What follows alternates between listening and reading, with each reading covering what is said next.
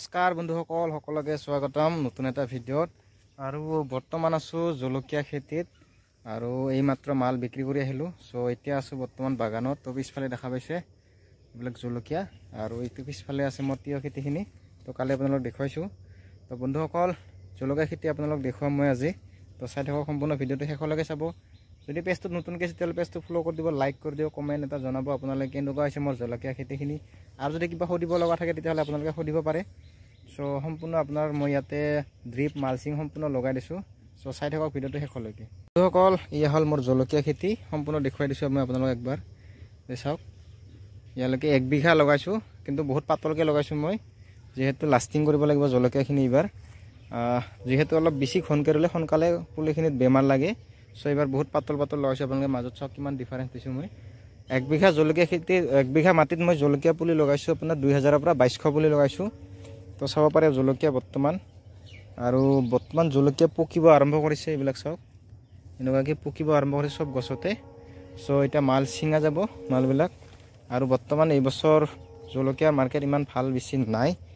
300 টকা 5 কেজি, মানে 60 টকা পাৰ কেজি চলি আছে আমাৰ ইয়াতে জলকীয়া বৰ্তমান, যাক নেকি 800 900 সেনেকুৱা হয়। 150 টকা পাৰ কেজি চলি থাকে, কিন্তু এইবছৰ 60 টকা কেজিত বিক্ৰী কৰি থাকিব লগা হৈছে। গোটেই জলকীয়া দেখা পাইছে আপোনালোকে, পূৰা সম্পূৰ্ণ জলকীয়া আছে একদম, চাব পাৰে।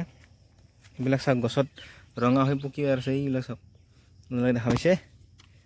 জলকীয়া গছত বৰ্তমান গছত জলকীয়া পকিব ধৰিছে। অলৰেডি ইয়াৰ পৰা বিক্ৰী কৰিছোঁ অলপ আগতে, যিহেতু পকিছিল 70-80 কিলোমান ইয়াৰ পৰা বিক্ৰী কৰা হ'ল। তো বৰ্তমান এতিয়া ৰানিং ছিঙা যাব জলকীয়াখিনি। আৰু বন্ধুসকল, মই আপোনালোক অলপমান দেখুৱাই দিছোঁ ভিতৰত কণ্ডিশ্যনটো। এই চাওক, এইফালে মালচিং, এইফালে মালচিং আছে, আৰু ইয়াৰ মাজত আছে ড্ৰিপ লাইন, পানীৰ পাইপ আছে ইয়াতে, ড্ৰিপ লাইন আছে। আৰু যদি আপোনালোকে ড্ৰিপ লাইনৰ বিষয়ে কিছু জানিব খোজে তেতিয়াহ'লে মই আপোনালোকক জনাম। আপোনালোকে কমেণ্টত সুধিব পাৰে, জনাব পাৰে, বা কোনোবাই যদি কৰি আছে ড্ৰিপ লাইনত খেতি তেতিয়াও আপোনালোকে জনাব পাৰে। এইবিলাক চাওক হাইট কিমান লৈ লৈছে, চাওক 5 ফুটৰ ওচৰা-ওচৰি জলকীয়া গছ হাইট লৈ লৈছে। আৰু বৰ্তমান গোটেই জলকীয়া আছে। তো মই অলপমান দেখুৱাই দিছোঁ মই আপোনালোকক মোৰ ড্ৰিপৰ ছিষ্টেমটা। এইবিলাক চাওক, মই বহুত পাতলকৈ দিছোঁ এইবছৰ। তামোল গছ আছে মাজত, এইবিলাক হ'ল ড্ৰিপ। এনেকুৱাকৈ ড্ৰিপৰ পাইপ আছে মাজে মাজে। আৰু এইটো হ'ল কক, আৰু এইফালে আছে মটৰ, এইফালে আছে তিয়হ খেতি, আৰু এইফালে সম্পূৰ্ণ জলকীয়া খেতিখিনি আছে। অকল কেনেকুৱা লাগিল ভিডিঅ'টো চাই আপোনালোকে জনাব। আৰু মোৰ জলকীয়াখিনি কেনেকুৱা হৈছে বৰ্তমান আপোনালোকে তাতো কমেণ্ট কৰিব পাৰে, বা সুধিব পাৰে আপোনালোকে।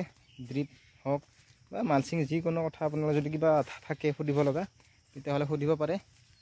এইবিলাক চাওক। চ' আজিলৈকে বাই বাই।